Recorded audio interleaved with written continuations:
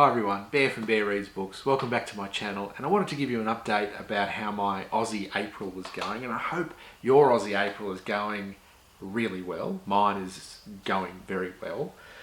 And I wanted to give you a little bit of context around what I'm reading this April and why. And in the lead up to Aussie April, and pretty much as soon as it was announced, I thought about concentrating on the Stella Prize list. So from long list to short list to winner.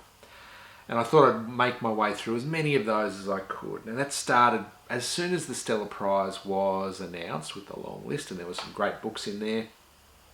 And since then, every time I've finished one, I've picked up another one. Now, I haven't got through the entire list, nowhere even close, because I've got BookTube Prize reading to do as well.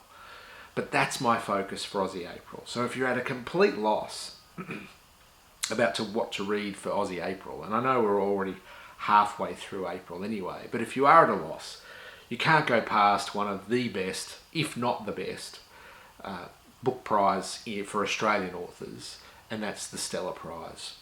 So I urge you to go and have a look at the long list and the short list, and I'll put a hyperlink down to both lists down below and you can check them out. But I wanted to tell you about what I have read and what I'm planning to read in both that long and short list for the Stella Prize, because I think you would enjoy those books. Let's have a look first of all at when the long list came out. My initial reactions were that they were a great bunch of books, and a lot of the press around when the long list was released was about how diverse the authors were in the long list. An incredibly diverse list of authors, and that was celebrated. Now, a lot of those diverse authors didn't make it through the short list, unfortunately, but they're still, even long listed for the Stella is an incredible achievement. Now, the ones that I had read already when that long list came out was Laura Jean Mackay's Animals in That Country. I think I've spoken about this one before. It's such a strange book. And I guess you could call it a pandemic book. It's, it was released in 2020, and it's about a virus that affects people, and that it allows people to understand what animals are saying.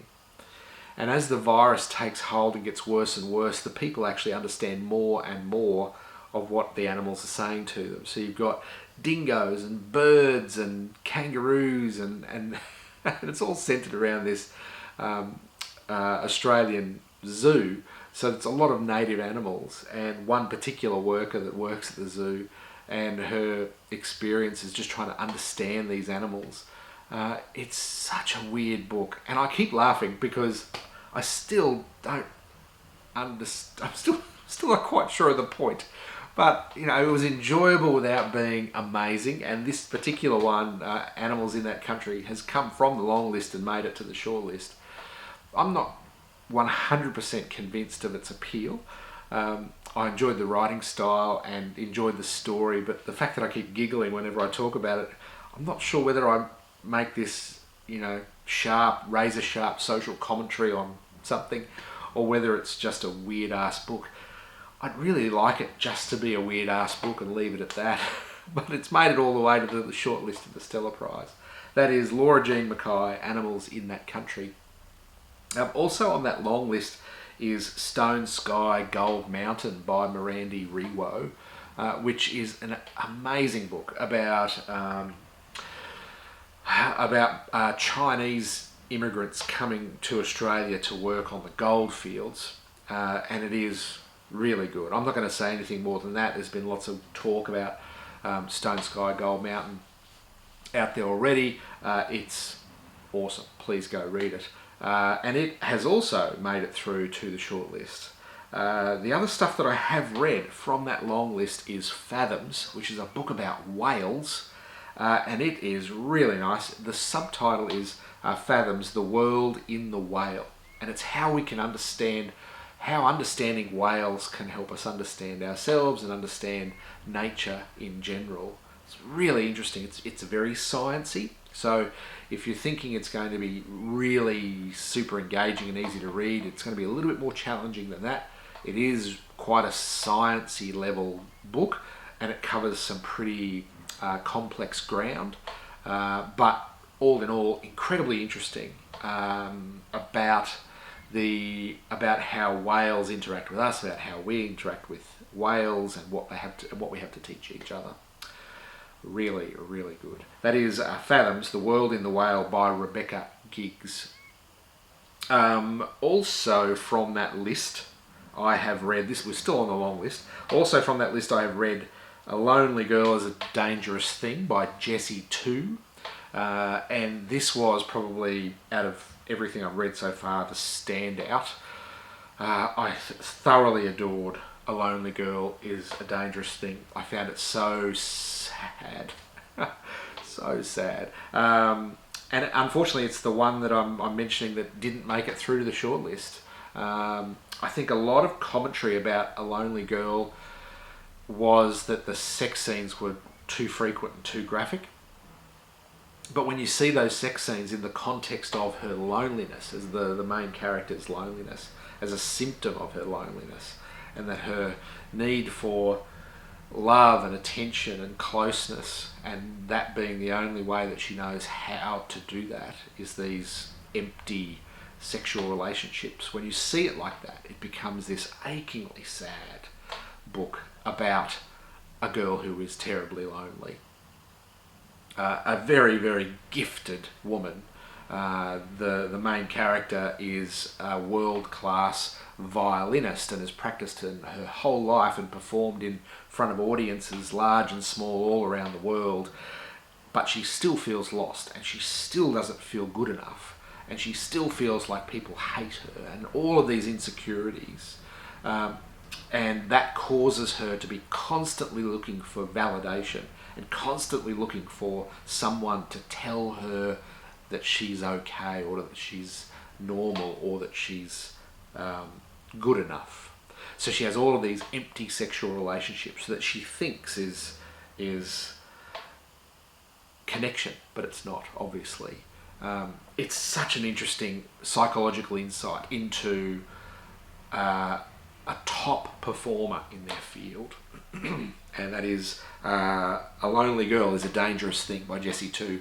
I thoroughly recommend that. It is by far and away the top one I've read so far, and unfortunately didn't make it through the shortlist, so other people felt differently. And the other one I'm reading right now from the long list is Evie Wyld's The Bass Rock, and that also made it through to the shortlist. So I'm getting quite a bit of coverage from long list to shortlist. The Bass Rock, or the Bass Rock, I think I would pronounce it the Bass Rock, is by an Australian author, but it's not set in Australia. So it's not an Australian story, but it is by a female Australian author, so it meets the criteria. The Bass Rock is a big ass rock sitting off the coast of Scotland, and that is where this was it England, and that is the setting for this story, and it's chopped up into different eras. So we see the Middle Ages, we see a story in the Middle Ages, we see a story from a century and a half ago, we see a modern story, and so we see these different stories all centred around the same location about Bass Rock, and the changing perceptions and changing differences in people and attitudes across those different eras. It's very interesting. I'm about a third of the way through, and I would have expected that I would have seen some kind of thread between these broken eras, and I haven't yet. All three or four are very interesting in their own right, and I'm thoroughly enjoying each of these pieces, but I still haven't quite grasped why we're seeing these disconnected eras. I still haven't quite got there. But each of them are enjoyable in their own right, and I'm thoroughly enjoying it. It's great. Evie Wyld, The Bass Rock. What I want to do by the end of April is get to the point, and as soon as I finish The Bass Rock, I'll be picking another one up, but I want to get to the point of reading at least one more fiction from the list and one more non-fiction from the list. That doesn't cover everything, but it covers quite a bit. I know there's been huge praise out there for Song of the Crocodile by Nardi Simpson, but I haven't been able to find it at a bookstore. It's very elusive. I don't know whether it sells out or whether it's something I need to ask for. For an Australian book, that's quite strange. But I was thinking for the non-fiction, there's 2 non-fictions left in the list. One is called, now I can't find it, one is called Witness by Louise Milligan. That's the one that made it through to the shortlist. It's about whistleblowers coming forward and telling their stories of child sexual abuse during a national royal commission that we had into child sexual abuse in institutions. And Louise Milligan is quite a high-profile journalist who's written about what she uncovered with that, and that's called Witness. I'm not sure whether I want to do that one. The other one I was very interested in is Blueberries by Elena Savage, and I've heard some wonderful things about this one too, and it's more of a collection of essays, and I'm really into collections of essays at the moment. I read Joan Didion and it absolutely blew me away. I'm reading lots of small creative non-fiction pieces at the moment, and I've just been so impressed by them. So out of Witness and Blueberries, if I can find it, I think I would go for Blueberries before the end of April. And for fiction, I think there's one there in the shortlist called Revenge by S.L. Kim. Revenge, Murder in 3 Parts, which is a debut novel by S.L. Kim. And I don't know much about it, but it's meant to be amazing. One of the other ones is from one of the authors from a very diverse background that I mentioned before that didn't make it from long list to short list, and that is The Wandering by Intan Paramadita, a translated work, but still an Australian work that qualifies for Stella Prize. So called The Wandering, a very unusual novel, apparently, where you choose your own story, and that kind of intrigues me. If it's kind of like those old choose your own adventure books, I'm in. But as a child they were amazing. I'm not sure how that works. The choices you make about which pages to turn you may mean you'll become a tourist or an undocumented migrant, a mother or a murderer, and you'll meet many travellers with their own stories to tell. As your paths cross and intertwine, you'll soon realise that no story is ever new. That does sound super interesting.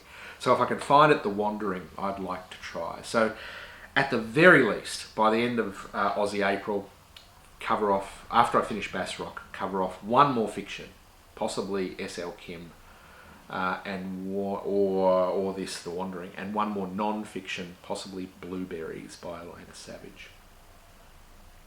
And that is it. I hope your Aussie April is going really well. The videos I've watched of people picking up Aussie books have been fantastic. There's lots of new stuff out there. I did buy 6 Minutes for Me, recommended this one, and I went out and bought it, the Smokehouse. I'll put a picture up here.